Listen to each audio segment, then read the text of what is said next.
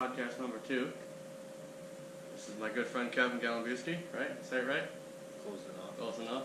Kevin G. Kevin G. Still no audio equipment, still no sponsors, but we're making it happen. So this is probably our official sponsor this time, since Fast Blue Ribbon was our sponsor last time. As much of the sponsors are going to get. So, I don't know if you've seen on the pictures in my Facebook, but the big green semi, that was this guy. He put it together. So what exactly is that? Like, there's a story behind it. I've heard some people talk about this thing, and there's a lot of people that know that truck from seeing it on the highway. It's a, well, believe it's a '78. It's kind of a bastard child. It was all, from what I gather, it was hit pretty hard in the front. It was wrecked. It was rebuilt in '85. It has an '85 title, and they quit making them in '81, so it's obviously not an '85. And then I got it 7 years ago, and bought a $2,500 truck, so it was about what you'd expect a $2,500 semi to be. I don't know. You could buy semis for $2,500. Yeah, there ain't much of them though. And so I put about 7 years worth of work into it. It was blue to begin with. It didn't have not much anything worked on it, and yeah, spent a lot of time. Did it run at all? Yeah, it ran and drove, but yeah, it had, the air cleaner was rotted out on it. It only had the one air cleaner. I added a second air cleaner to it, put the stainless air cleaners on it. The fuel tanks were back against the drive axle, so I moved the fuel tanks up to so you could see a little bit of the frame between the tanks and the drive axle. So okay. I mean, just for looks. Right. And now, is those original fuel tanks to it, or? yeah, they are. They had, both of them had great big wallops in the side of them. I wound up, they're twin 150-gallon fuel tanks, and I cut, I think, 25 gallons out of each one of them. I cut the ends off of them, and actually crawled inside and pounded the dents out. Oh, no shit. Yeah. That's awesome. Yeah, it's big enough. I mean, I can fit inside there. Well, they're 29-inch diameter fuel tanks. Okay. They don't even make them anymore. They're just... Do they not make them that small or that big? That big. Okay. They're diameter-wise, I think most of the fuel tanks on trucks now are 24s or 26s. And it was just, Peterbilt was kind of an oddball. They had these 29-inch fuel tanks that were, they really, you lose ground clearance because they're so big in diameter. But they look damn cool. Right. And so yeah, when I pounded all the dents out of them, and then when I went to weld the ends back on, I think I cut about 8 inches out of each tank, just so the portion sticking out on either side of the fuel tank straps would be symmetrical. Oh, okay. Because I would have had 6 inches sticking out on the front and 16 inches sticking out on the back. Right. Yeah, so, that would look a little goofy. Yeah, so I cut them down just for looks. So I lost 25 gallons out of each tank doing that. So you're pushing what, 100 and? Well, you said they were 150 before, so it'd be 300, right? So. Yeah. So it's the most. 250. Yeah, I might have taken a little bit more out of that. The most I've ever put in it at one time was 220 gallons. Wow. But I still had some fuel in the tanks. So okay. I don't know exactly how much they are. I just kind of figure I cut at least 25 gallons out of each one. I can't imagine what that gas bill is. Yeah. Well, what'd that cost you? First time I filled it up, yeah. Put 220 in it, was $670. Oh man! And that thing, you said it gets like almost 6 miles to the gallon. Yeah, like 5.8, 5.9. Wow. So, well, I just bought $4,000 worth of tires on it, so maybe I'll pick up a 10. Pick up a 10. No, that thing's really cool. I've never actually even been inside that truck. No, there ain't an interior in it yet either, so. Doesn't matter. It's cool. It's an old project. Like. Yeah, it's still a work in progress. So the headliner, the headliner's in my garage right now. I'm trying to do like a button tuck headliner. And Something similar to your door panels. yeah, Okay. yeah. I got the one door panel done. Probably gonna change that because there's a couple other things I want to do now that I've lived with it for like a month. So I want to make the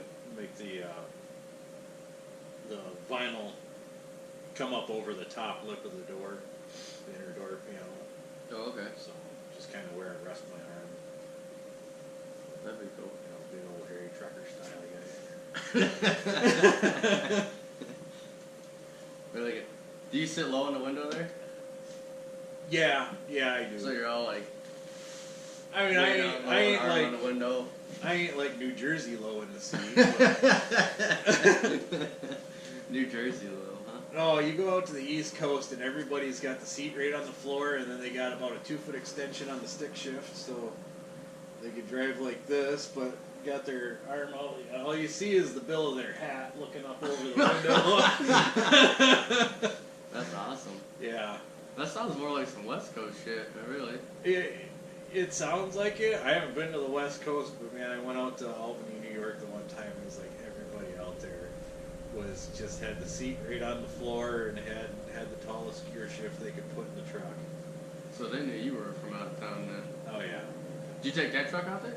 No, Oh. that was back last company I worked for probably 8 years ago. Oh, okay. I went out there.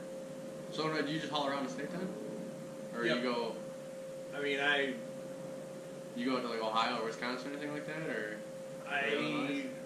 With that truck I haven't yet. Okay. I mean I'm all set up to haul wherever, but I haven't had any loads go that way yet.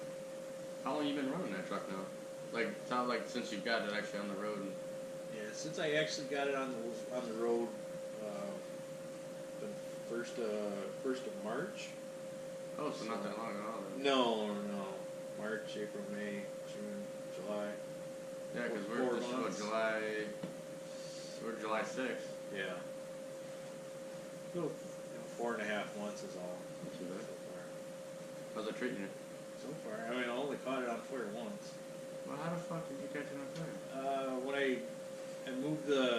When I put the second air cleaner on it, where the second air cleaner went was where all like my battery box and my power steering reservoir and my air dryer were.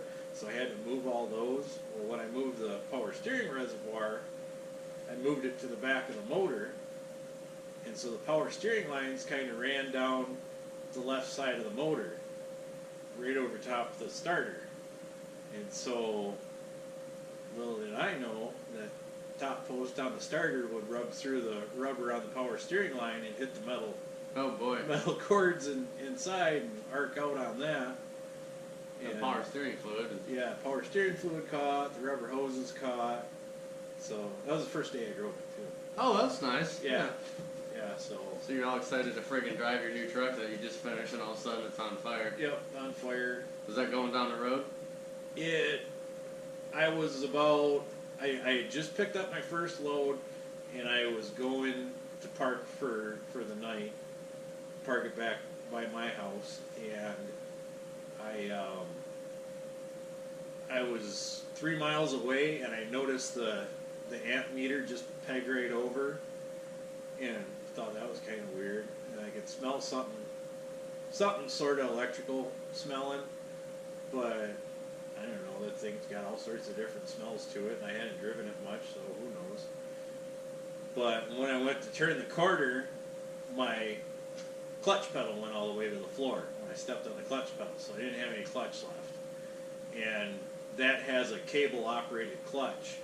So there's a cable that runs from up in the cab down along the frame rail back to the transmission. Well, when it caught fire, it burnt through the clutch cable. Oh. And so when I pulled in and parked, I shut everything off, and I could see the smoke rolling out through the radiator. So I got out, got the fire extinguisher out, and put it out. And this was at like, I don't know, 2:30 in the afternoon. So I got the cab flipped up. I figured out what I need. And I yanked the starter off quick, and parts stores were still open. So like $700 later, come back to the truck in 2 hours and threw it all back together. I had it all back together by 10:30 that night, and still delivered the load in the morning. Oh, it's not too bad then. At least you were up all night. Yeah. That's pretty cool. No, that truck's sweet. I like that truck. Thank you. I was pretty excited, like, after, like, that fucking trailer deal fell through for the car trailer with Tommy Rocket. I'm like, man, what am I going to do? And I remembered you had that. I'm like, dude, that would be so fucking cool. Like, Yeah. and I figured you had a load or whatever, but I'm like, I gotta ask him anyways. Yeah. No, and I was, when you said you were moving, I'm like, yeah, I wonder if I was thinking the same thing. I'm like, man, if I could get a van trailer and help you move, that would be cool. Yeah. So, and it just happened to work out. Yeah, no, that was freaking sweet, dude. Yeah, there was people that I work with that had driven by, and they're like, dude, you weren't fucking kidding. Like, there's a badass semi sitting in front of your house. Like, I don't know. I told you, there was a guy that stopped me when I was throwing stuff in the trailer and actually was talking to me about the truck. oh, really? Yeah. Where the fuck was I? I think you were in the garage. Oh, okay. Cleaning stuff out. You're either in the garage or the basement. And, yeah, this guy swung in and pulled up by there and started asking me all sorts of questions about it and everything. Drag races? Yeah. Which did you see that they're doing it again? Next year. Yeah, next year. Yeah, Yep. they've already got it set up. They're ready to go. Yeah. Are you gonna go? I don't know. I'll try. I don't know. The problem is when they're having them, it's like first thing in the spring when everything breaks loose, and so everything's busy. Right. You know, all the stuff I haul and that sort of stuff. That's right in the middle of busy season when they have that. Are you still doing any farming? A little bit. A little bit? Yeah. Because I know you were doing some. Well, pretty much when I met you, I know you were. And then all through the summer of the Rod Rockers and stuff, for those 2 years you were doing stuff. Yep. Yeah, I still. Well, we just moved last year, and the place I got has 14 acres now, and 10 of that's tillable, so I've just been doing that. Okay. And that's pretty much all I have time for. It's just enough time for me to get my old junk out in the field and break it. And that's it. So. Just enough to break it, huh? Pretty much that seems what happens. Every time I take the stuff out, it breaks. Well, isn't that how you met my dad? Didn't your shit break down? And he was across the field? We had just, we kind of both came to the backs of our respective fields at the same time. And so I just stopped and was talking to him or whatever. But I shut my tractor off when I was talking to your dad. And then I we got done talking or whatever, and I went to go back to work and it wouldn't start, so I had to have him come full start me. So. Yeah, I don't remember how we got to I can't remember if talk about. I met him before I met you, Yeah, I think you did. and then Later on down the line, come to make a connection that it was your dad I was talking to. Well, yeah, because I was talking to you, and we started talking about because you said you lived in Quebec. Yep. So that's how we started talking about my dad, and then I grew up out here, and and then you're like, oh, and then it's like I think you asked. I don't know if you asked where I lived or what my name was, but it was along those lines is when we made the connection. Yeah. You're like, I think it was just I asked where you lived at because I didn't really know your dad's name or anything. Yeah, well, yeah, it must have been that, and then where we lived, and then you asked me if my dad. What my dad? I can't remember. Yeah. But it was along those lines somehow. Yeah. Somehow or another, we made the connection. Yep. So. But yeah, and then like after that, it's like fuck, dude. And then when I'd come into town here, I'd freaking swing by your house if I seen you out there. Yep. It was like, well, I think it was like the second or third time I'd ever met you. I ended up at your house for one of the Rod Rockers. Yep. And I think I think me and Butch and AJ were the only ones that came over. Yeah, you, Butch, AJ, and then Butch brought another guy that lived in town there. Oh, yeah, that was, is that his cousin or something? Something like that. I can't remember. I think so. Yeah. Yeah. I mean, it was, that weekend was cold. And Yeah, it wasn't. Well, yeah, it was. I mean, it was a Wednesday too. So, wasn't it? yeah. No, it was. They were normally we do them on Wednesday nights. I think that's what I think was another odd deal because it was a No, Saturday. yeah, it was a Saturday because they were doing car Schultz's Auto Show. Yeah. Yep, that's what it was.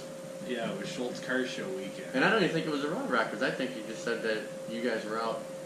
Yeah, fucking I just kind of around, like everybody that was there, like, hey, excuse me, if you wanna show up, go to the car show or whatever, show up at my place, and Yeah. you showed up, Yep. Butch and AJ, so Yeah, I think that was his cousin or something. yeah. Yeah, I mean, we really didn't know each other that good back then because I remember still asking what your name was when you come in. Who are you? This fucking kid just shows up at my house. Everywhere. I used to be everywhere all the time. Yeah. Now the last couple of years, I mean, obviously you can see, I just kind of buckled down and stayed out of trouble and it just worked. Yeah. So, Yeah, exactly. I mean, that was always my problem with like the Rod Rocker stuff is I was working like a dog then and couldn't make it to most of the stuff. Well, shit, you park your truck fucking a couple miles down the road and walk in. Yeah. Yep. Yeah, I remember that one at Tubbs there. I did that. Yep, and then there was a couple other ones too. I think I want to say, were you at Tweaks when Tweak did his? Yeah. Tweaks was the first one I showed up at. Okay. So, yeah, that one I actually drove to, I believe.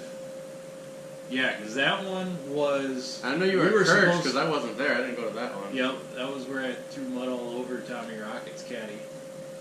Yeah, it was at Kirk Henning's house. Yep. Yep. Went to that one. Went to Icers. Went to. Yep. That was a good one. Yeah, that was pretty good. That was cool. He's got a sweet place there. Yeah, it's actually surprising. He's got a nice setup for being in downtown Flint. Yeah. I was kind of surprised when I first met Iser, and I went over there.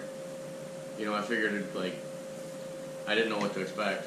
Yeah. And I did not expect this huge, basically brick castle in the middle of Flint. Yeah, exactly. I mean, it's like old town Flint. Yeah. Yep. Well, I guess that was his dad's house. I guess Iser grew up in that house. Okay. And that was his dad's house that he had. And I think he bought that way, way, way long time ago.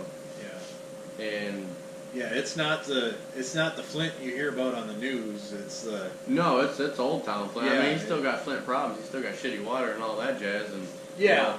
I think he But posted I on mean, Facebook it's that he had a car accident in front of his house at 9 a.m. and it was midnight and the fuckers were still sitting out there just smashed. Yeah. They sat out there almost 24 hours fucking smashed before anybody showed up. Yeah, but I mean, it's kind of the part of Flint that it's like if you had to live in one part of Flint, that'd be the part of Flint to live in. Yeah. If you got stuck actually living out there. I used to spend so much time hanging out there, but I never lived out there, so when I got tired of it, I'd just go back home. Yeah. Back down to Oakland County. I never really, other than going through for work, Right. that's all I ever really did there. Yeah, it's fun. I mean, there's a lot of cool stuff in Flint. You just Bought ribs out of a Kmart parking lot one time. That was cool. Dude, there's this guy that runs around there. His name is Barbecue Steve. And he used to have this fucking ragged out fucking Dakota. It was like a 88 or 89 fucking Dodge Dakota. That was, he bought it off one of the kids we used to hang around with. And, the kid, Kevin, he bought that truck for I don't know, $100 or some shit. And just beat the holy living fuck out of this truck. And then Steve came along, and he's all like, man, I need a truck. And he seen it sitting there one day, because Kevin just drove it. Kevin never plated anything or nothing. He just drives shitty as fuck. And it was sitting there, and Kevin's like, well, I got that truck for sale over there. And Steve's like, what do you want for it? He's like, give me $300 for it. And, they had just beat the fuck out of this truck. And Steve gave him $300, and dude, he drove that fucking truck for and I mean, they jumped it and shit, beat the fuck out of it. Everything you shouldn't do to a truck, they did to it. He ended up driving and pulling that little grill around Flint for probably 2 or 3 years with that fucking truck. I had a '94 Dakota, Mm-hmm. and I still think that Dakota is the best 3/4 ton truck Dodge ever built. I had that thing so overloaded so many times. I remember we had a job where we got a bunch of reclaimed brick, and I wanted to make a patio out of it, and so the guy told me I could have whatever brick I wanted, and so I had that thing like water level to the top of the bed rails, full of brick. Holy fuck. I was riding on the bump stops. Nah. I think I took like 4 loads of brick home like that. I'm trying to think, I hauled 3 different semi-motors in it. Holy shit. Yeah. Oh yeah, it was ridiculous. I had to use the hell out of that thing. You know what? How big were the semi-motors? Because I remember one time you sent me like 5 different pictures of the same 5-gallon bucket sitting next to like 4 different motors. Yeah. Or whatever, and like that bucket kept shrinking and getting smaller and smaller. And by the time it was like this was sitting next to this, and yeah, you're like, oh, same 5-gallon bucket. I'm like, holy fuck, dude! Like, I had the one V8 cat with it had the Allison automatic. The transmission was still on it, so I had the cat and the transmission, and then I had like a bunch of other stuff packed in alongside of it. I hauled that home. I had a DT466 International with a 5-speed transmission on it in the back of that truck at one time. Trying to think if I had the one small cam Cummins in it or not. And but I mean they're all, they're probably all 1,500, 2,000 pounds at least. you had the back of that in the back of that Dakota. Yeah. Wow. And then, yeah, when I got rid of that, it had 375,000 miles on it. I drove it to the junkyard because there was just too much wrong with it I couldn't fix. Right. And the guys at the junkyard were like, "Does this still run?" I'm like, "Well, I drove it here." And they're like, "Sweet, we got a new yard truck." Ah. But I mean, that thing, it had a 5-speed. It was just a 5-speed V6. Okay. And the motor mounts were so bad, and if you dumped the clutch when you had your hand on the stick, you went.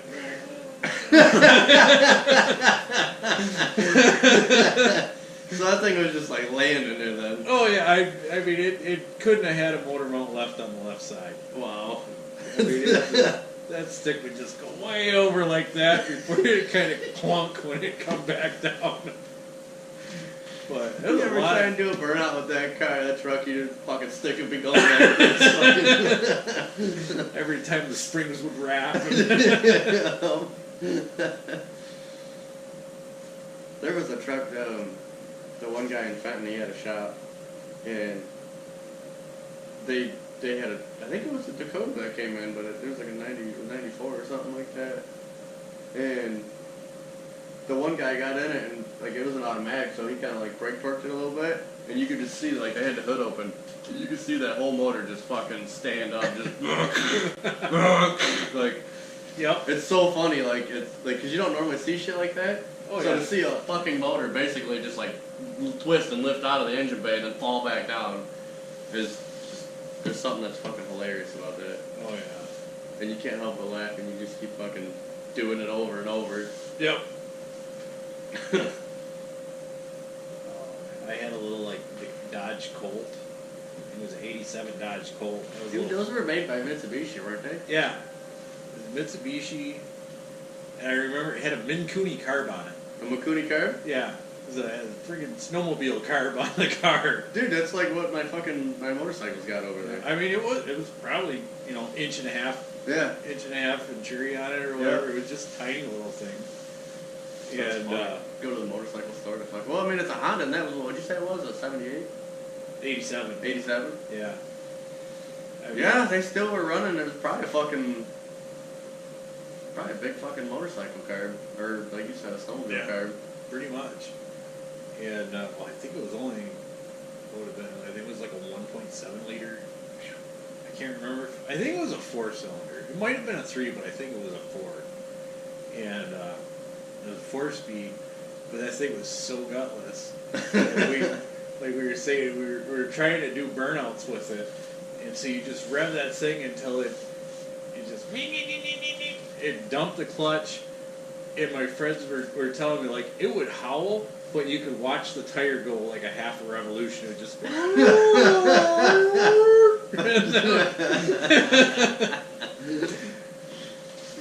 That's fun.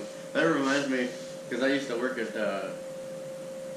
for a company and we do Chrysler prototypes. Okay. I actually did a prototype on these cars, and not the Hellcat, but the Challenger when they first, like the 392s and stuff like that when they were first coming out with those. Yeah. And so, we had all Chrysler shit.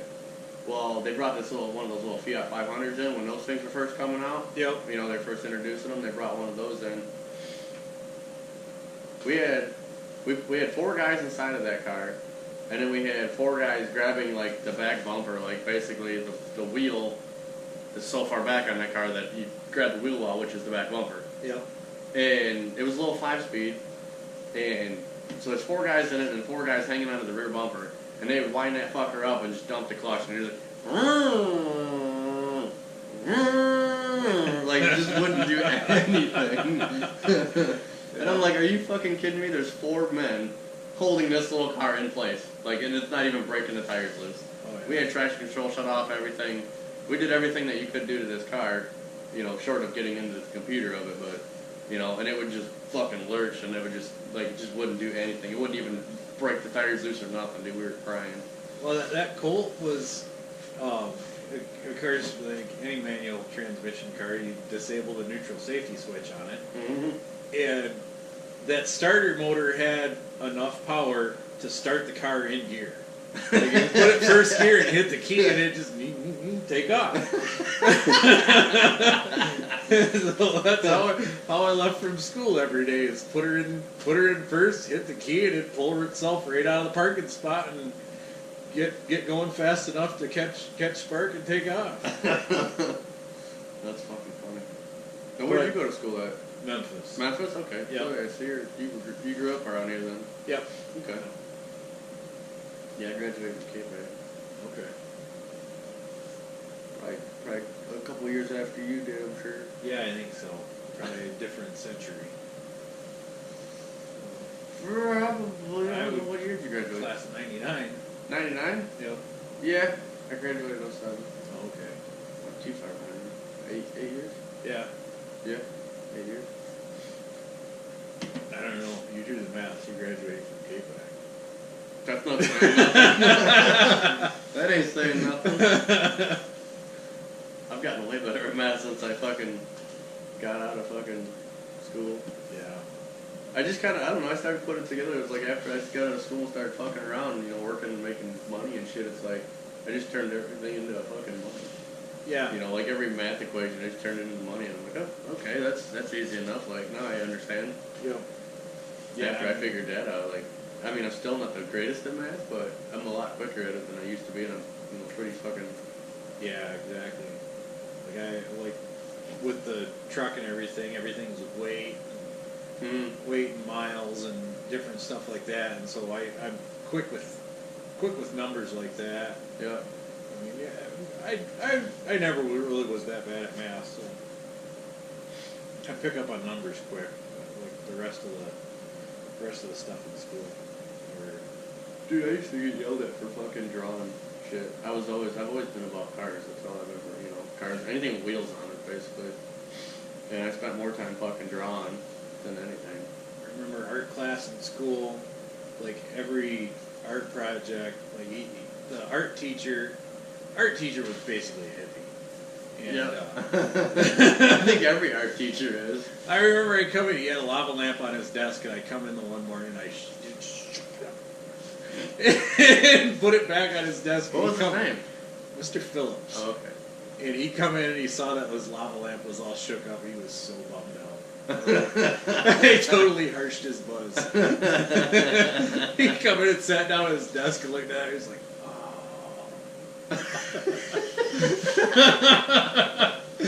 But he had just magazines, like GQ magazines and stuff. What? Later. Yeah, for inspiration.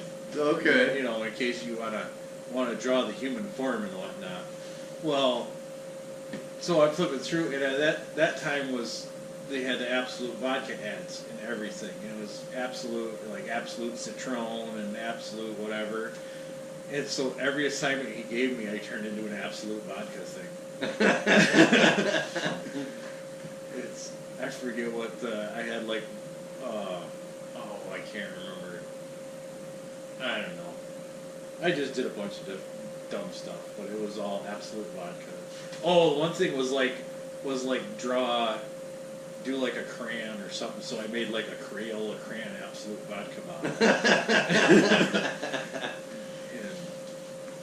Gee, what does this fucking kid do when he goes home? Which at that time I didn't drink at all. It was just whatever, keep guessing.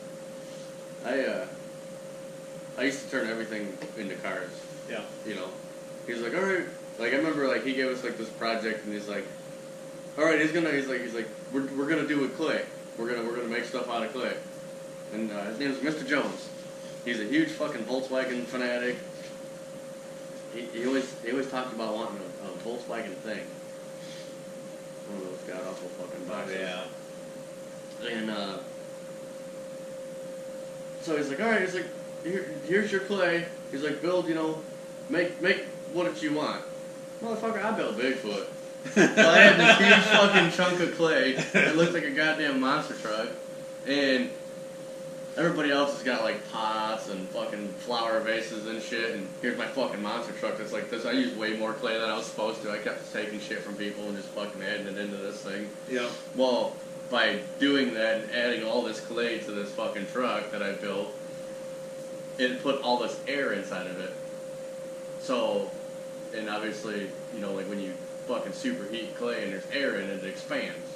Yeah. So, my fucking monster truck ended up exploding in the pottery kiln and just blowing like the whole class's fucking shit to pieces. Like I just destroyed everybody's shit, dude. Yeah. He came in the morning and fucking opened it, and there's this shit everywhere, like nothing made it. And here's this huge hole in the center where my truck was at. Yeah. And he's like, yeah, he blew up all your shit, nobody's got nothing, sorry. Like, and then he gave us this fucking, like, you ever seen, like, that foam board? It's almost like, it's like poster board. Yeah, on like each end cardstock foam. with yeah. foam in the middle. Yep. Yeah. He gave us that shit, and he's like, all right, make something out of it. I built a fucking GTO pickup truck out of it, and I made it into a lowrider. I put a body kit on it because that was back in fucking, what was it, 2003, I think. Yeah, it was 2003 or 2004. So like the Fast and the Furious is big still, yeah. So all the body kits, big wings and shit. Yep. So I built this GTO truck, and then did you ever see that GTO concept that they had of the orange car where it was real bubbly, and it kind of had like the similar, it was almost kind of like a Grand Prix, but it was like the big grill like the 60s GTOs, like late 60s. I don't remember seeing that at all. Okay, I'm just taking a picture of it. But anyway, so like I kind of fucking like designed it off of that, but built it into a pickup truck, and I built like a whole dashboard, steering wheel. I built these racing seats, and it was like,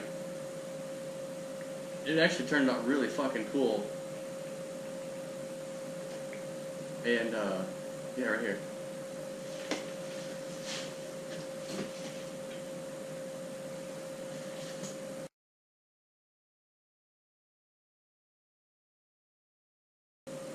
Oh, okay.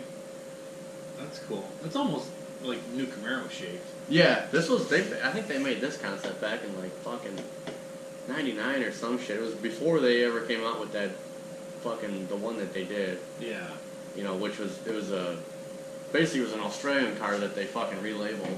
Yeah. Called it a fucking Yeah, GTO. wasn't it a Commodore? No, I think it was a fucking, it was a Vauxhall. A Vauxhall? Yeah, it was Okay. Vauxhall. Yeah. Was what it ended up being. But yeah, Those you can get. Can't you get those in Australia as a Ute? I think you basically can. an El It's Camino? UTE, yeah. Yeah. And that was before I knew that though. But I built it. It was real boxy, obviously. The little model that I built because it was all of that Yeah. construction cardboard shit, whatever. But I built that, and got it. I painted everything, and he walks by. And he's like, "You do everything. Everything is cars about you."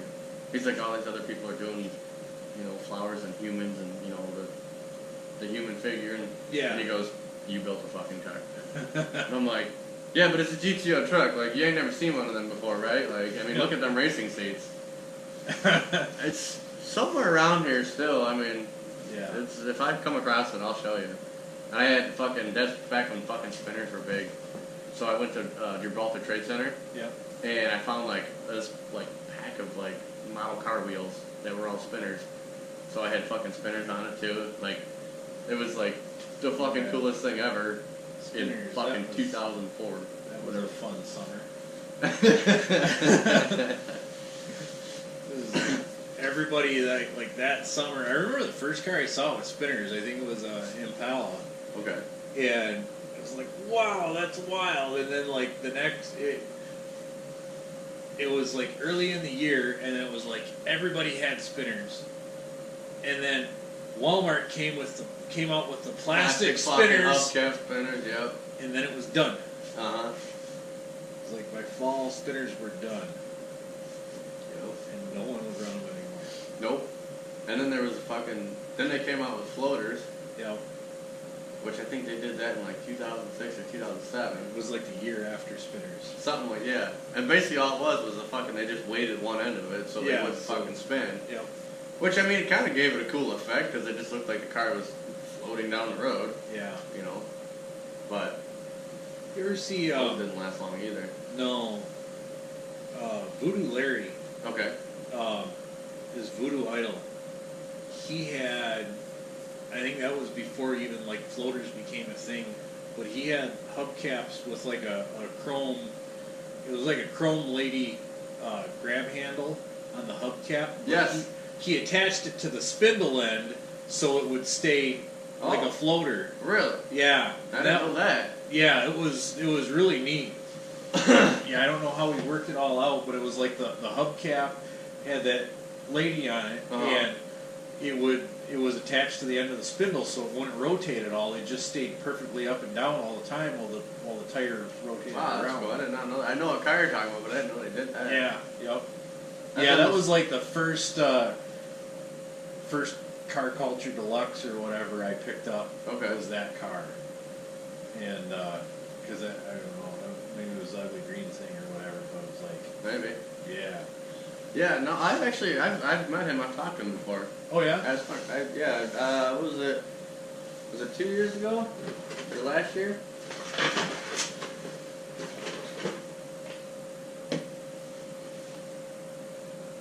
It wasn't this year. It would have been 2 years ago because I didn't go to Autorama this year, or back in January? Or no, Autorama runs in March, ain't it? Yeah, it's usually like the month after the Auto show. Yeah, I went to the auto show, Okay. which is the first time I've gone to the auto show in fucking 10 years. Yeah, I don't know. Nothing new car interests me at all, so I haven't been. I mean, I used to go for all the fucking supercars and shit. Yeah. But they all pulled out. Oh yeah. Yeah, you go there and the auto show is really kind of a disappointment anymore in Detroit, anyways. I mean, really, it's majority sedans and SUVs. Yeah, but I mean, it was cool because you got to see all the concepts, and then you get to see shit that they were, Do they really do that much of concepts anymore? Or? not really. Now it's more or less fucking. It's like, oh, look at this is our new car. What Yeah. do you think? Check it out. Crawl inside of it. Yeah. I remember concepts used to be a real big thing. Oh yeah. I mean, Dodge came out with that 6x6 the one time. Yep. And Yeah, the concept used to be fucking huge. Remember the Ford Indigo? no, I can't remember that one. That was one of their first attempts at fucking a supercar. Okay. That never really obviously never fucking hit it off. I remember Pontiac had a concept of it was almost like a minivan with a trailer that it would mate together with and be like one unit, and then you could detach the front part, and it was just kind of like a little two-seater, almost like a smart car almost. Okay. But then it had like a detachable portion that had like a second and third row seat, so you could I don't know. It was pretty wild. They used to come up with some real wild stuff. Oh yeah, they did. Like Cadillac 16. Yep. And Do you remember the Chrysler ME 412? Was it? Yeah, ME 412. no, I don't remember that. Okay. The company that I used to work for, or actually not work for, but do work for, Yeah. they had one, which I thought was the coolest. Like, I remember seeing it. Like, it was like a real concept. Like, they built a couple of real cars of them, Yeah. and like they were at SEMA and shit, but they just never went into production. When would that have been around? That probably would have been around in 2005. Okay. What type of car would that have been? An ME 412. It was a Chrysler, but it was like a fucking like a sports car type deal. Okay. Here's the Indigo. Oh, okay, that's almost like a Prowler type look. Kinda, yeah. It's like an open roadster, fucking. Yeah. Yeah. That was from like '96 though. And then they had the fucking GT90. You remember that thing?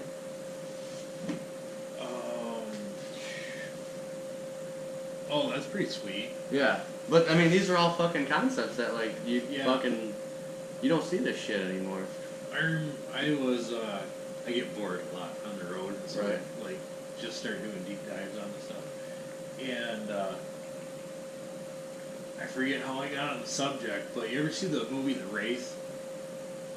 I don't think so. It was like an early Charlie Sheen movie. Okay. Yeah, Like- it's a 412. Okay. And but Charlie Sheen was like this teenage kid that died. I forget how, whether it was street racing, but it was like kind of this sort of early '80s street racing movie. But Charlie Sheen comes back as the Wraith. He's kind of like a ghost or whatever. But the car he drives in it was like a Chrysler supercar. Like it was almost like a Le Mans looking car.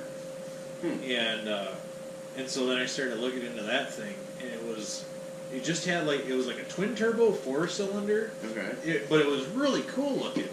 What was it? It's called The Wraith, the movie. Just look up The Wraith car.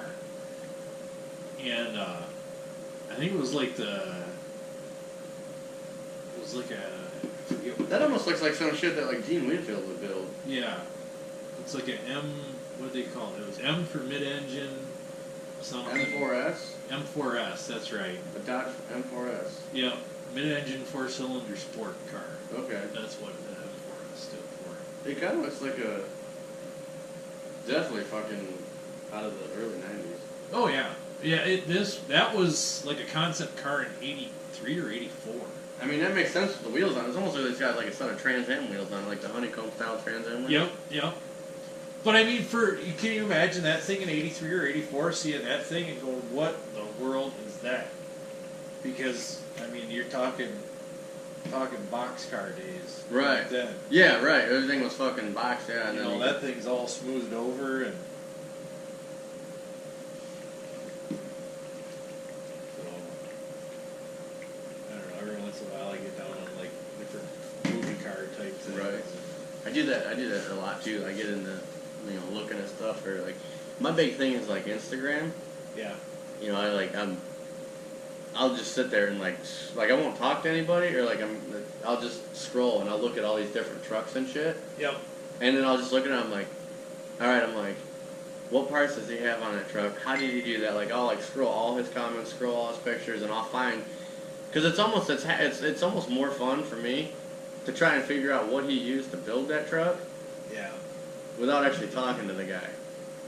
I mean, short of him, like, because a lot of people don't post what they've done to the truck. They just post pictures of it. Yeah. So if you go through and read the comments and shit, you'll figure out what they did to it. Like how much drops on it, how much lifts on it, what size wheels, what size tires, what they did to do this, or where they got that from. And I'll go through and then I'll go through and price it out. And I'm like, all right, so he's got this much into this truck, and it's usually trucks that I'm like, man, that's really cool, I want to build something like that, so kind of want to get an idea. Yeah. And I do that a lot too. Yeah. I think a lot of times, like that sort of stuff is almost more fun than actually doing it. It's cheaper. Yeah, it is cheaper. But like, I like hunting for parts. Mm-hmm. Like, I think that's Yeah. I get more fun out of trying to find stuff. Yep. Than like once you actually get it, you're kind of over that excitement. Yeah, it's on to the next one. Yeah, it's on Yep. to the next one. Yep. Yeah, it's all about the hunt, you know. And then it's like, you find it and you get it, and you're like, yeah, I made the deal. And then you get home and you're like, Okay. now what what? Yeah, right. Yeah, exactly. I got you know, with all my old farm junk, I got them old case combines, and I always thought it'd be cool to get tracks for the combine, and I found a set of Case tracks. Like Case usually used an aftermarket supplier. Well, I guess early on in combine production, they actually made their own tracks. Oh no shit. And so I found a set down in Ohio, and I've been working on this guy for, I don't know, 3 months. No, it's probably more like 6 months. Been working on this guy, and finally, like last week, he called up. He goes, "Okay, if you want them, what do you give me for them?" And I'm like, $300. He goes, "Well, part of the deal was it was a whole." It was the frame off an old combine, but it had the tracks on it, and he wanted to sell the whole thing. And I'm like, I'll give you $300 for it. He goes, man, I could get more than that in scrap. And I'm like, tell you what, all I want is the tracks. You can scrap the rest for beer money. He goes, okay, that sounds fair enough. So, but now I got to figure out how to make it down to Ohio and get these tracks. Man, I'm trying to think what I did that with. I did that with something. Like, I cut a deal. Oh, I had this, okay, so, I had this 86 fucking Ford Ranger that my grandfather gave me. Yep. And I ended up wanting to trade it for something else, because I couldn't sell it. You know, just like nobody wanted this truck. Yeah. And so I ended up trading it for this fucking 88 Dodge Dakota 2-wheel drive. And I'm like, alright, I was like, I'm gonna build, because I seen like seen this picture on the internet. Yep. And this guy took like this Volkswagen fucking, I don't know, it was like a Colt, like a little fucking econo car. Yeah. That he took and he like chopped top on it and then put like a wide axle in the back and then like open engine front end shit, you know, like modern style rat rod, whatever. Yeah. And I'm like, oh sweet, I'm gonna build one of those, except out of this Dakota. I'm like, that'd be cool. We'll cut the box down. Yep. Okay. I need a big motor for it. So I got on fucking Craigslist and I fucking found this goddamn motorhome with a 413 Chrysler in it. Drove over to Waterford, looked at it, drove it around the dude's yard, and I'm like, yeah, I'll fucking take it. Gave the dude $600 for this motorhome. He's like, alright. He's like, it's got no brakes. And I'm like, yeah, I know. He's like, get it out of my yard. And I'm like, well, fuck. Like, fuck, I didn't think beyond the purchase here. Right. I thought beyond the purchase, but I didn't think between buying it and getting it home. I just thought about buying it and then putting the motor in the fucking truck. Like, Yeah. I'm like, well, fuck. And obviously, fucking tow truck company, you know, to have that fucker hauled, Oh yeah. is gonna be an arm and a leg, because it's like this big, like, 73 A-class fucking Winnebago. And I'm like, motherfucker. I'm like, god damn it. I'm like, give me a couple days. I'm like, I'll figure something out. I call my dad. He's like, no, I'm sorry, you're on your own. And I'm like, fuck. So I call a family friend of ours, and I'm like, listen, Jimmy. I'm like, this is what I did, and I need the shit moved. He owns a tow truck company. Okay. You know. And he's like, he goes, all right. He goes, I'll come out and move for you, and I'll give you a deal on it. And I'm like, what are you gonna charge me? He goes, I'm not gonna tell you. I'm like, dude, I'm not gonna be able to afford that. And he's like, don't worry. He's like, I got you. I'm like, all right. So he comes and he picks this, and basically where I wanted the motorhome was like 3 miles down the road from his fucking place over on Grospec. I'm like, fucking Grospec. He's on Grospec and what is he? Grospec in 13, I think. Okay. And this was going to like No, I think he's on 12 because we're going to 14 in the fucking prospect. So, anyways, because like you drive to Waterford, pick this fucker up, and basically drive back home with it, you know. So then we get it there, and I put it in storage in my buddy's fucking warehouse. My buddy's like, all right, he goes, get it out of here. And I'm like, well, what the fuck? Like, and he's like, do whatever you're gonna do. He's like, tear it apart, fucking have it towed out of here. He's like, just get rid of it. He goes, it ain't staying here for very long. Yeah. So I'm like, ah, fuck it. I'm like, I'll just tear this whole fucking camper down to nothing. Fuck, you ever torn down a fucking A-class motorhome?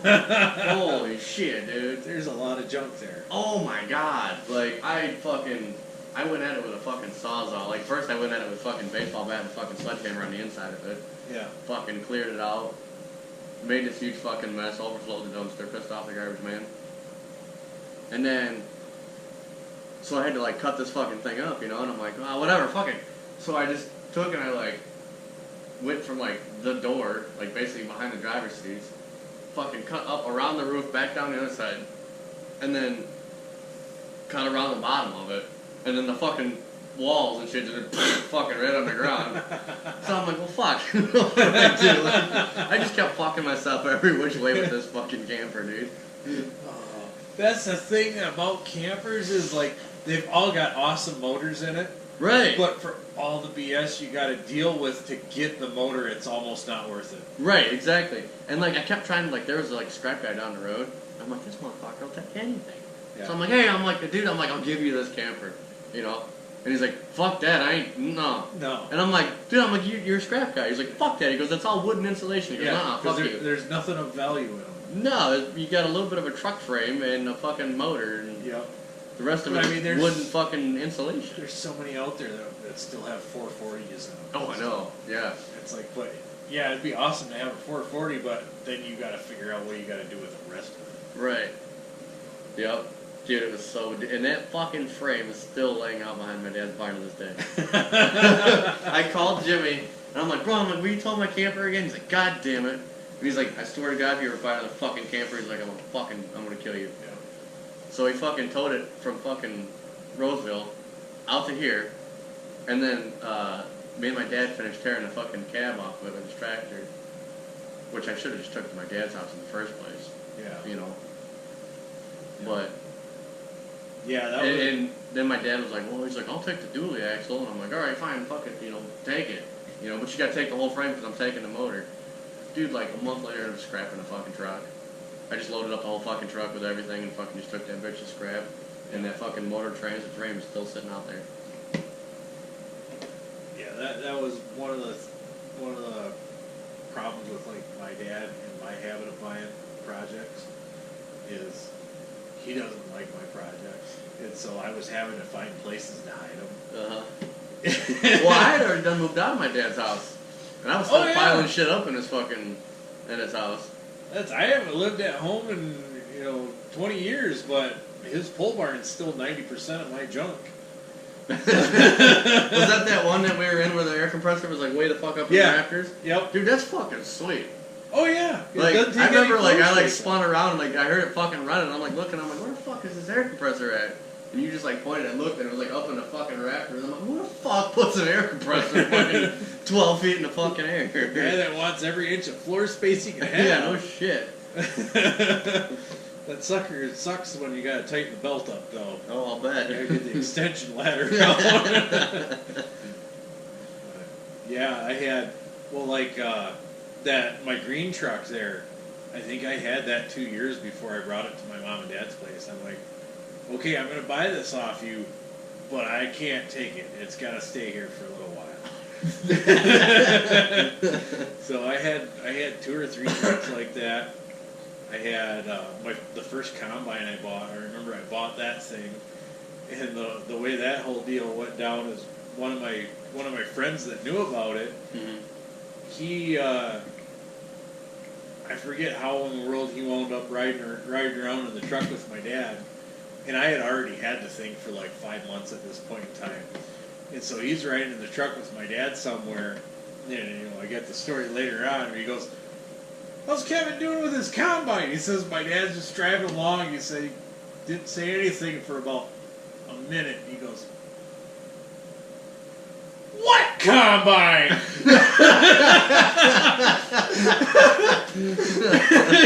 I'm like, oh, okay. I guess he knows now. Because, you know, just the wheels turning in his head. He knew I'd already bought this thing, and he's the last guy to find out about it. And he knows darn well it's going to wind up at his place sooner or later. Dude, I did that. My dad shut me down on this one, which I'm still pissed about to this day, but I still know where it's at. It was a fucking 64 Buick Wildcat. 4-door, lowered with a 401 nail head in it. And it was a guy I worked with, and he's all like, yeah, he's like, I'll sell you this fucking car. He goes, I'll give it to you for $800. You buy it this weekend. And otherwise I'll put it in the barn and it's gonna fucking stay there. I'm like, alright, yeah. So, he's like, alright, he goes, you got a way to get it out of here? And I'm like, no, I'm like, what if I pay you for a fucking, cause I was just driving a car at the time, I had a fucking 94 Trans Am. Yep. So I'm like, I'll give you some extra money, and you go rent a U-Haul car dolly, and put it on the back of your Jeep and bring it out to me. And he's like, alright, yeah, that'll work. So like, the morning of, like, I didn't tell my dad, and I'm just like, it was like the morning of, and like right before that fucking guy was about to leave, like he called me, he's like, I got the U-Haul. He's like, I'm heading back home to load it up. I'm like, alright. Fucking hang up. I'm like, hey Dad, I just bought a fucking 1964 Wildcat. It's on its way over here. The fuck it is? And I'm like, no, really? And he goes, no, really. You bring that fucking car over here as soon as you leave. I'm gonna scrap that motherfucker. I'm like, Dad. And he's like, don't. He's like, no, fuck you. And I'm like, what? So I had to call the guy. And I'm like, bro, I can't buy the car from you. He's like, what do you mean you can't buy the car? I'm like, my dad won't let me buy it. He goes, you're fucking 22, you live by yourself. And I'm like, yeah, I know, but I'm keeping it at my dad's house because I live in a fucking apartment. And he's like, well, what the fuck do you want me to do? He's like, I just rented this goddamn U-Haul. I'm like, I don't know what to tell you, dude. He's like, fuck it, I'm putting it in the barn and you're never going to buy it again. So I'm probably going to go buy it off him probably this summer. Yeah. That was like fucking, that was probably like 6 or 7 years ago. He lived down in fucking, like 59, over in like fucking, over by like Telegraph and shit. Okay. Yeah. So, I'll go fucking, still got that car? Fuck you. Yeah, I remember there was... He was so mad at me. And I worked with the guy too, so like I went to work on fucking Monday and he was just all like pissy and like wouldn't talk to me. Oh, I don't know, it's probably like 8 years ago. Like I lived in town and all I had was this little 2-car garage. And we couldn't park a car in it because I had it so full of other junk. Right. And it was like thinking about where I had stuff stashed at. It was like I had like 6 or 7 other like friends' houses I had stuff stashed at. It's like, okay, it's kind of time for an intervention. You need to start thinning the herd out because this is getting ridiculous. I was kind of like that, but it was like with projects, like when I lived at the Holly House, I had that big barn. Yep. And I had all them projects, and then all of a sudden I just like upped and moved out, you know, because the fucking landlord was fucking ape shit on me. Yeah. And so like, I had a fucking car at my house. I had a truck at my buddy's house. I had a fucking trailer over my other buddy's house. I just had fucking shit every fucking where. Yep. And like my one buddy was all like, yeah, you can go ahead and keep that trailer over here. And then he fucking, kind of a big table. Don Johnson. And Ever hear that? was it? Don Johnson? No. I think that's what it's called. Go to a bar and order a Don Johnson. Oh, that one could stay there for a while. And the bartender give you that. Because that's the size of his dick. I don't know. Something. Don Johnson, you mean John Holmes? Maybe that's what it is. I don't know. Some dude with a big dick. I think John Holmes. Dude, we used to fucking, you know who John Holmes is, right? Yeah. Yeah. He's dude with a big dick. Yeah. Maybe that's what it was. I couldn't remember. And We used to go to the Taco Bell out there in Davison. And there's this like Russian woman who worked there, and she was like straight Russian, like real Russian. And we'd go in there and like we'd place our order and they'd ask you for a name. And we were always like on lunch for work and shit. We were always fucking around. And I'd go in there. They'd be like, all right, can I get a name? I'm like, John Holmes. I'm like, okay, fuck it. Put it in the computer, whatever. Dude, this chick kind of like reminds me of like the broad from fucking Austin Powers. Remember the one that would always fucking scream? Like, what the fuck was her name? I don't remember her name. Oh, you know what I'm talking about? Yeah. Yeah. Yeah, I remember gosh, what was her name? It was like Dr. Evil's fucking girlfriend or whatever. Yeah. Was it Fenn or Femme or something like that? I don't fucking remember. She was something in the militant wing of the Salvation Army. Something like that. But anyways, so like this lady would come out with the fucking food, and she'd like throw it on the counter, and she'd just be like, John Holmes! And just fucking, dude, we just fall all over the place. And like, even like customers who like didn't know what we were doing, were sitting there like eating and shit, and they just like spit their food all over the fucking table because you got this Russian bitch just screaming the name John Holmes across the fucking restaurant. Oh my god, dude. And then like the one fucking cashier dude, like we did it, like he was a new guy, and I went in there and did it, and he goes, this is not gonna end well. Like he was like, that was like a new guy and shit, and he's like, is this what it's gonna be like? I'm like, pretty much, yeah, it's like this all the time around here. Like, at least when we come in here anyways. Oh yeah. Dude, we used to get so much fucking free food out of there and shit. Remember, you know the fucking coin toss games? Yep. Like there's this kid that, there's always that broke guy at work, you know? Yep. He never has any money, no matter what. You could give him the most money, never has any fucking money. Well, he was a kid, this guy was.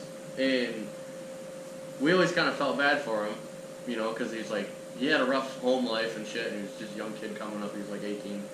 Anyways, so we would feed him out of that fucking, out of the coin machine, because like we figured, like my one buddy, Paulie, you probably follow him on Instagram, Paulie Deluxe.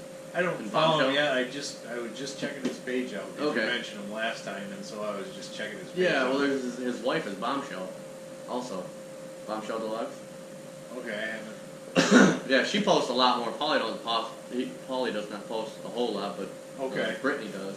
Anyway, so Paulie figured this fucking game out. He had the fucking, like, he's got that bitch down.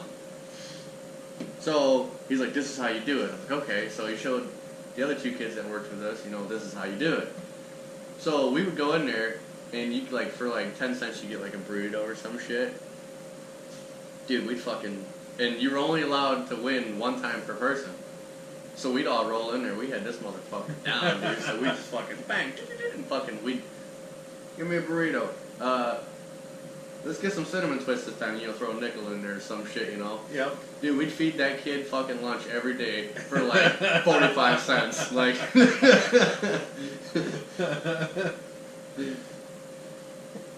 This is fucking great, dude. This kid ate like fucking 2 burritos, some cinnamon twist, and a fucking regular taco for like 45 cents.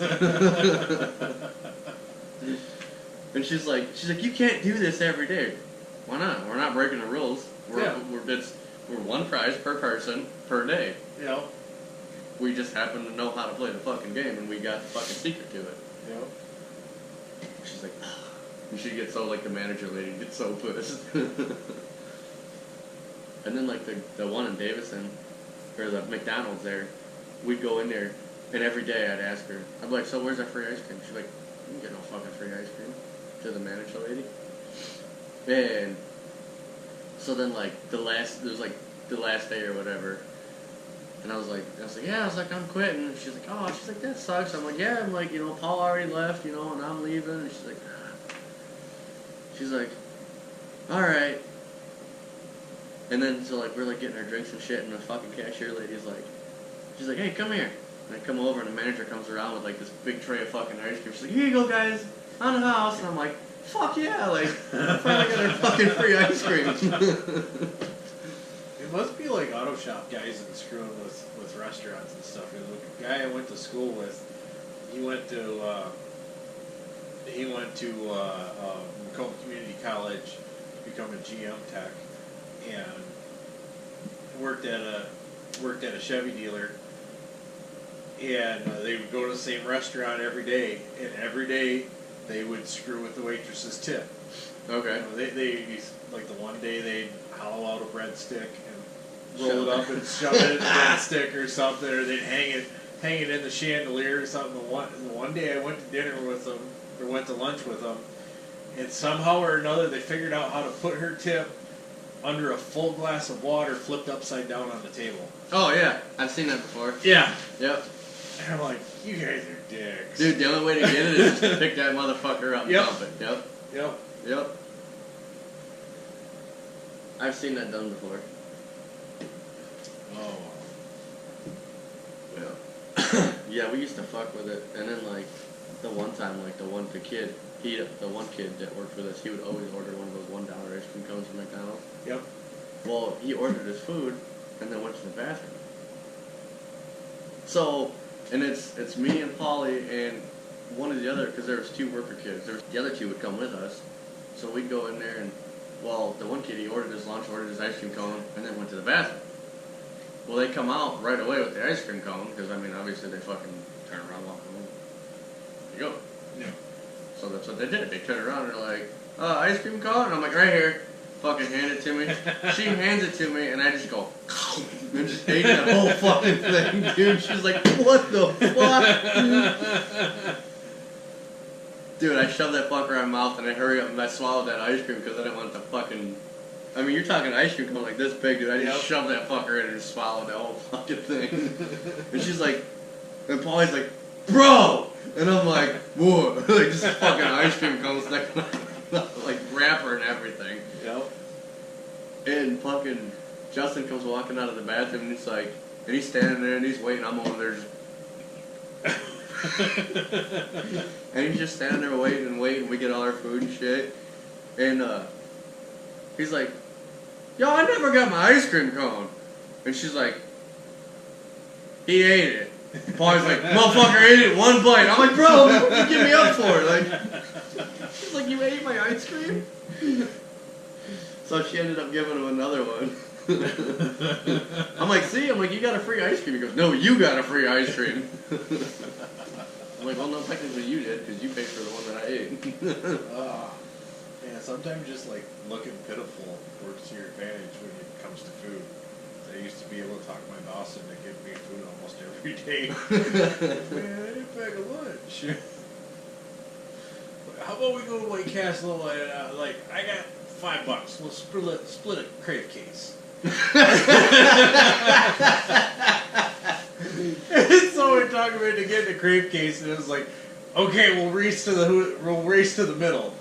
And like, I could eat 17 burgers before. Holy fuck! Yeah. Jesus Christ. That was back when I was laboring doing excavating work. I could eat like a horse back then.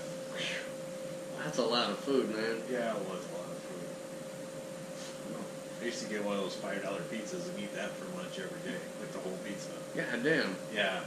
Dude, your insides must have been liquid. Oh, I know. It was like, go stop at the gas station, get a 64-ounce burners for breakfast. You go to the White Castle for lunch. He's like, dude, you got a stainless steel gut. It's all that burners. Oh, you know, it was like they found the one gas station that had fountain burners. Oh, no and shit. they had 64-ounce cups. Oh. For what, like $1.19? Oh, it was something ridiculous. My buddy was in the restaurant industry, and he said that, like, a fountain drink, like, would, like, after, like, cup and straw and lid and syrup and everything, I guess that would cost him, like, 19 cents. Oh, yeah. For, like, a fucking, you know, for, Oh, yeah, there's huge markup on 32-ounce fucking drink or whatever. Yeah.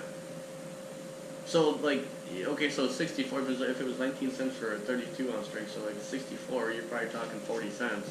Yeah.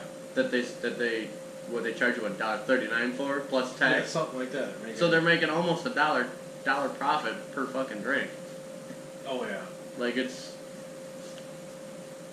fucking huge markup on that, and you don't think like, oh, it's a fucking dollar, big deal.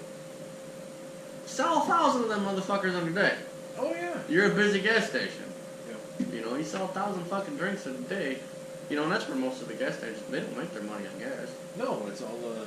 It's all the conveniences. Yeah, the popping the chips and the exactly. fucking water and all that other shit. Yeah, I mean that's the thing. Like, you could buy a pop at the gas station that's $1.89 for a 20 ounce. You go to the grocery store and buy 8-pack of 20 ounces for $4 or whatever, $4 or $5. You know that you're paying that markup for the convenience of being able to walk in and buy a pop away, buy your gas. Right. Yep. So. Oh yeah. Definitely. I don't know where I was going with that whole line of thinking. But no, I mean that's just what it is. It's like, you know, like the convenience of everything. Like, because you don't have, like, you can buy it in the singles too. Oh yeah. You know, because yeah, you could go spend $4, but then you're stuck with 8 of them. Well, you want fucking 8 of them. Yeah. And they're warm. You want to really see a markup? Go to like truck stops. Truck stops have got huge markup on everything because the fat truckers that drive big trucks can't park them anywhere. They got to go to a truck stop that has big truck parking spaces, and they've got huge markups on like their soda and like iced teas and everything, and they all come in huge sizes, but they're for what you're getting. You know, like a normal Arizona iced tea is 99 cents. Actually, they took it off of it. It's not 99 cents no more. It's not? No. Really? No. They're charging like $1.30 for them and shit. No kidding. Yeah. Huh. And if you look at the fucking can, it don't say 99 cents on it no more. No kidding. Yeah. I haven't noticed that. Yep. Yeah, the can was always 99 cents, but like all the truck stops, they didn't have a can. They had a plastic bottle that I can't remember how big the plastic bottle was, but like the plastic bottle was like $2.39.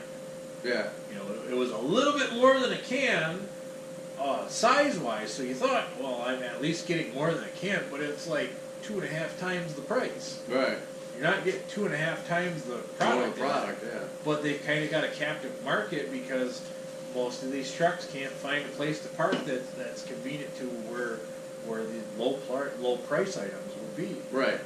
You're gonna walk into the truck stop where you can park your truck and get fuel. Yeah, because how many fucking like big big grocery stores are off the highway? Yeah, exactly. You know, I think the only grocery store that I remember being off the highway was the fucking Myers that was over there on fucking Corona Road, off 75 up there, or was it? There's a Meyer.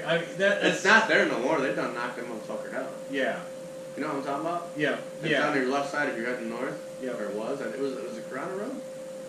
Yeah, exactly. And mostly like these truck drivers, they ain't gonna go a mile out of their way. No. Not at Because all. I mean, there's a lot of if you just drive 2 miles off the highway, you can find stuff. Right. But a lot of these guys just won't do that. No, they just want the wham bam thank you man. Yep, exactly. Fucking stop, grab your shit, and hit the road again. Yeah, exactly. You gotta keep turning the wheels. Yeah, because the parked truck ain't making any money. I always thought about getting in the truck. Like I went to a school and I talked to them about it and shit. Actually, I went to a couple different schools and talked to them about it. And I was like, because it was like one of those things. Like I was working in this hot rod shop, and I was just learning the trade, so I wasn't that great at it. And I didn't get to do none of the cool shit. And there was like this commercial that came on the radio for this like trucking company, or this trucking school. And they're like, do you hate your job? And I'm like, yeah. They're like, do you go in the bathroom and sit there for fucking 15 minutes just to get away from work? And I'm like, yeah.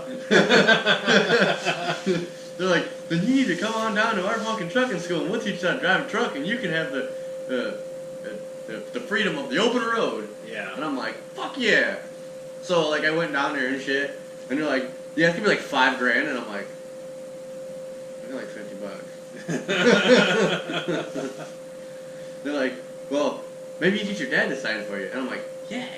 So I went to my dad, I'm like, Dad, no. Fuck. My dad wouldn't sign for shit for me, dude. Yeah. Never would. He'd never fucking give me nothing. I remember one time when I was moving to Saginaw, I fucking, like, burned up all my money getting this apartment and moving up there, and I had like, well, I came down for one last load and I had no fucking money. I'm like, Dad, can you give me like $100? He's like, no. I'm like, well, I guess I'm living at your house then, because I've got no money to get home. Fuck out of my house. You want to know how long I heard? I still, fucking to this day, hear about that $100 that he gave me. That was fucking back in 2009. Yep. Don't say I don't ever give you. Dad, you gave me $100 fucking 10 years ago, dude. Fuck off. Like, Yep. I've never, like, I mean, aside from living, my father raising me, moving out of the house, I never took anything. Like, my dad would never give me nothing. Like, he's just like, do it yourself, do it by yourself. Yep. You know? And, like, even, like, they had this shitty fucking Escort sitting out back, blown up motor, fucking cars rotting into the fucking ground. Well, I picked one up, had some rusty panels on it, and that car was so-so. Dad, can I take that old fucking car out back and, you know, yeah, whatever, go ahead and take it. Alright, cool, fucking take it. Whatever. And he's like, give me $200 for it. I'm like, yeah, whatever, okay, cool. Fucking take the car. I sold him a truck like fucking 4 years later. It was like just a single cab fucking straight six Ford. Yep. For like $1,800. It took him forever to give me that fucking money. And when I fucking finally he's like, hey, come over, I got your money. I'm like, okay, get over there. And he's like, here's your money. Oh, well, you still owe me $200 for that. And you owe me, remember that one time you moved to Saginaw, you owe me $100 for that. And that motorhome, you owe me $400 for that. I'm like, wait a minute. I'm like, what the fuck? No. I'm like, I gave you shit for that motorhome. I'm like, give me my fucking money. He's like, no. And I'm like, motherfucker. Like, I ended up getting like $1,000 for that fucking truck. Yep. That I sold him for $1,800. And I'm like, how the fuck does this work? Like, yeah. So. Oh, yeah. My stepmom's like, just give him his fucking money. He's like, no, you owe me money. And I'm like, Dad, come on. Like, I'm your greatest son. Like, just fucking let me go. At least now that like I got kids, I can do that stuff to turn around and do all that to them. Yeah, I don't have any kids. We're gonna try and leave that way. Yeah, you know, it's not for everybody. Believe me. Well, like she says, she's not on anything. So, if it happens, it happens. But Yeah. I think one of us are proven. And I'm gonna think it's me because I've yet to have any kids yet. So I think there might be something. We were on that same plan too. I think there's something else. 4 kids later. Oh well. No, I mean, they're fun, but they are a headache. I mean, I can see the benefits of them and shit. Like, I don't know. There's this one girl. Like, I'm administrator on a couple of fucking Facebook pages, Okay. and there was this one girl, and who she stepped away from it, and she just had a little girl, but I'm still friends with her on Facebook. She lives over in Tennessee, and so I watch her with that little one, you know, on her Facebook. She's always posting pictures of her and stuff, and like it's just like, if I was ever gonna have a kid, that girl there is what would like be like persuade me to have a kid. You know, watching that little girl, her and her little girl. Oh yeah. And that little kid is just so damn cute. Like, and I'm like, man. But like, I mean, I kind of know. I mean, I'm the oldest out of me and my brother, and then my cousins. You know, we all grew up all close together. Yeah. And I remember changing all of their diapers when they were little, and now the oldest girl cousin, because like my dad had me and my brother, and then my uncle had 2 girls. So I remember changing the oldest girl's diapers when I was little, and she's now married. Yeah. And it's like, fuck, I'm getting old. But I remember that shit, and it's like just like, and I remember being around them because they were always so little. Them fuckers will wake up and cry. They wake up the whole goddamn house. Oh yeah. So it's not just dad getting up or mom getting up, the whole motherfucking house is awake. Yeah, exactly. And it's fucking 4 in the morning, and you're like, God damn it, I just went to sleep. Fuck. Oh yeah. So, like, I kind of know, and I mean, obviously you get a new puppy, and that fucker's awake every 10 minutes wanting to go outside and piss, and you're like, fuck, this is what it's like to have kids, like, you know. Well, not really. Puppy's pretty easy. I don't know. It's. I mean, it's cool and all, but I mean, we went about it the wrong way, I guess, because we had our first one when we were 21, and so all the cool stuff that all 20-year-olds get to do, Right. we didn't do. Right. Because we had a kid. And then we had another kid. And then we had another kid. So we never really got to do all the cool stuff. And like lost a lot of friends that way. I shouldn't say lost them, but I mean, Right. who wants to hang around with someone with a whiny kid? Right. Exactly. So it's like, Well, everybody's like, oh, let's go to the bar. And you're like, yeah, I can't take my kid to the bar. Like, responsibilities. right. I mean, I guess it was a wake-up call for us. It's like, okay, I guess it's time to man up here and everything. So, which, that did me good. Yeah, I'm sure it probably kept you out of a lot of potential trouble. Yeah, You know. exactly. But I mean, there was a lot of fun stuff that probably could have happened too. Yeah. So, I mean, you're probably better off in the long run, though. yeah. You know, than what you potentially could have been. Yeah, So. exactly. It did keep me out of trouble. I mean, not that I was a hellion to begin with or anything, but I'm sure I could have found my way into more trouble if I had a lot of free time. Oh, yeah. I found myself into a lot of trouble after I moved out to Flint. There was a lot of fucking crazy nights. Yep. Dude, there's shit that, like, I'd wake up in the morning and I'm like, did that really just happen last night? Like, still alive, holy fuck! Like, can't believe I even made it home out of that, like, just crazy shit. Yep. But yeah, no, I mean, because I've kind of done all that shit, you know, like, the first girl I was with, you know, I've had, like, 2 major relationships, and obviously, like, Virginia's, you know, she's the second one. But the first one, I started dating her in high school, and I dated her a few years after high I school. feel bad if you said you've been in 2 major relationships and Virginia's the first. No. My hand was the first. My hand was the other one. No. But she wanted to settle down and get married and have kids. And I'm like, bro, I'm not even fucking like she started this shit when I was like 20. Yeah. I'm like, I'm not even old enough to drink yet. Like, I don't want kids. I don't want to settle down. You know, I'll stay with you, but I don't want to start a family. Yep. She wanted a family. I'm like, yeah, well. And then, you know, it ended up more bad days than good. So I'm like, let's go our separate ways. Yep.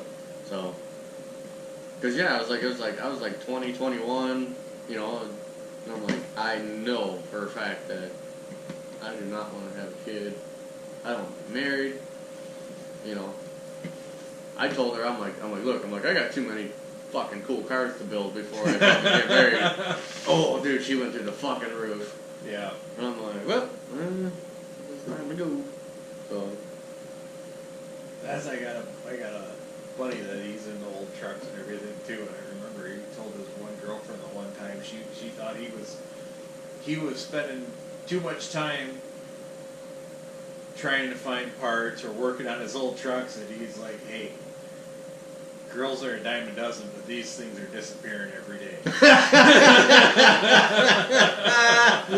That's fucking awesome. Guess that didn't go well for him either. That's awesome. No, fucking, but like, and that's like, after her, like, I just, you know, I always told every girl, you know, I'm like, look, I'm gonna do what I want to do, and don't think you're gonna change me. Oh, yeah. And they all tried to change me. And I'm like, you know, when they start, you know, you conform a little bit, you know, Yep. but then when they start fucking, like, laying down the hard rules, you're like, stop. And that's when they hit the brakes. They're like, fuck this. Well, I'll see ya. With Virginia, she never tried to change me. Yeah. You know, she just was along for the ride. You know? Yeah, that's like the one thing I took away from Home Improvement. What's that? From Mr. Wilson on Home Improvement there. Women look for a man and try to change him, and men look to women and hope they never change. Yeah. I don't know why that stuck with me. I mean, it makes sense. Probably because I watched too damn much TV when I was a teenager. Dude, I used to watch so much fucking TV. Oh, yeah. I don't hardly, like, I haven't watched TV. I mean, every once in a while I catch in shit, like, I got Netflix now and I got Motor Trend. Have you ever gotten into the Motor Trend? No, never watched Motor Dude, Trend. you need to get the Motor Trend. Like, there's any car show you could ever, you got TV at your house probably, right? I mean, I got the streaming is all I have. So we don't have cable or anything, but we got like a Roku, the streaming internet Okay. type stuff. So I got Netflix. Alright, that works. Yeah, I had Netflix too, but I found like it's like any and every fucking car show and car shows you didn't even know existed are on this. Oh, cool. And if you get it at its normal price, it's $50 a year. All right. And that ain't shit. Yeah. Most people pay $100 or more for their fucking cable a month. Yeah. So $50 a year. I got it on sale. They're doing a promotion for $24.99 a year. Okay. And then next year it'll go to $50 a year, but whatever, fuck it. Yep. And they're always constantly updating it. It's like Gas Monkey Garage. Yeah. It'll come on like Monday night or whatever night it comes on, and then like by like Tuesday afternoon, new episodes on the fucking app on your phone. Oh, okay. Like they're tip top and good. They're on top of that shit. Huh. Yeah. So, which is super sweet because it's not like fucking. It doesn't get outdated by any means, Yeah. So I got that for $25 a year, and then I got the Netflix, which is what, $10 a month, some shit like that. So I pretty much got everything, and I've noticed like since I've gotten that, and you have the liberty to watch whatever you want whenever you want. There's shows that you used to watch that you're like, yeah, I really didn't even like that show. I just watched it because it was on and there was nothing else to watch. Yeah, it was the best option at that time. Right. You're like. So when you got Netflix and you've got this huge fucking list of shit and you're like, yeah, fuck that show. I mean, I used to watch it all the time, but I didn't really like it. Yeah. Yeah, it was like, and that's the way like some of the car shows are and shit. I'm like, oh, I used to watch it all the time. I'm like, yeah, fuck that. Fucking just find the next one, like, Yeah, exactly. And there's so many cool shows on there that you don't even normally get to see. Yeah. Or that. Yeah, exactly. We wind up watching like Australian and British shows and Yeah, stuff like that. and that's what I was finding with Netflix. It's like, cause I went through and I watched all the Roadkill, watched all the Monster Garage, watched everything there was to watch. Yeah. So then I find myself watching all these British shows, these British car shows and shit, and I'm like, I don't care about this fucking Renault. Like, fuck this Alpha and. Yeah. I don't know. I got hooked on that Wheeler Dealer for a while. That's on there. I haven't watched that yet. Oh, okay. I like that show. That was pretty decent. I haven't watched it yet. I was over at my dad's house the other day, and he was watching Sticker Shock. I think is what it's called. No, is that the name of it? I don't know. I haven't seen it. I think it's called Sticker Shock. Basically, what it is like it's a show, and you bring your car into this museum or whatever it is, this place, and they put it up on a pedestal and it spins around. The guy looks at it. Okay, so it's a 1964 fucking Impala, 427 car. Okay, it's got air. In this condition, your car's worth such and such money. No. Or, oh, it could have had this option, but it's got the fucking smaller V8. It's worth this much money, Or yeah. It's like Antiques Roadshow for cars. Yeah, basically. And it's basically a fucking, it's like an appraisal show. Yeah. Kind of like a fucking Pawn Stars or whatever. But, yeah, they just bring it in and fucking... Yeah, it's called Sticker Shock. Yep. Okay. But... yeah, they got all kinds of different cars and cool shit. Like, I was watching it and they brought in, like, this fucking... It was, the 74 Cadillac Ambulance? Okay. Yeah. Yep. And it was like one of like 15 or some shit like that that was used on the LA, it was the LA Fire Department. Alright. And like this particular car had been in all kinds of magazines and different articles, news stories and shit, you know, because it was the LA ambulance. Yep. But it was basically a hearse, you know, outfitted for an ambulance. And so, like, the car itself, like, it's a 74 Cadillac, big deal, whatever, hearse, it maybe, you know, fucking $3,500, $4,000 car. But because you have all this memorabilia, and it is the car that it is, because it's the LA Fire Department, you know, Yeah. you could probably get, you know, such and such, like 12 to 15 grand for this fucking car if you decided to sell it. You know, just because of its pedigree and its history. Yeah. You know, and the guy's like, whoa, really sweet, I put like $1,500 for this piece of shit. Like, you know, like something like that. Yeah. But so they do get some cool shit that comes in there. It's not always like these high-end fucking muscle cars and shit. Some of them are fucking ragged up, flappy fucking, you know, wrecks. Yeah. So, it's an interesting show. Oh yeah. But, I mean, I'd base that whole everything I just said off like 4 episodes that I watched. But, Yeah. you know what show I can't stand watching is the Desert Kings. I don't think I've seen that. Yeah, I mean, it's kind of a cool concept, but I mean, like, it's like they own a junkyard out in like Arizona or some shit. Okay. And they just go and pull shit out of the junkyard and fix it up and like put it in auction, whatever. But they claim that they're doing them in these like fucking crazy deadlines. Yeah. Like 8 days or some shit like that. And I'm like, and I'm watching it, and I'm just watching the timeline, and obviously because I build and paint and I fucking do all that shit, I know how to, and I know how long it takes one person, and I know how long it takes, you know, a team of 30 guys.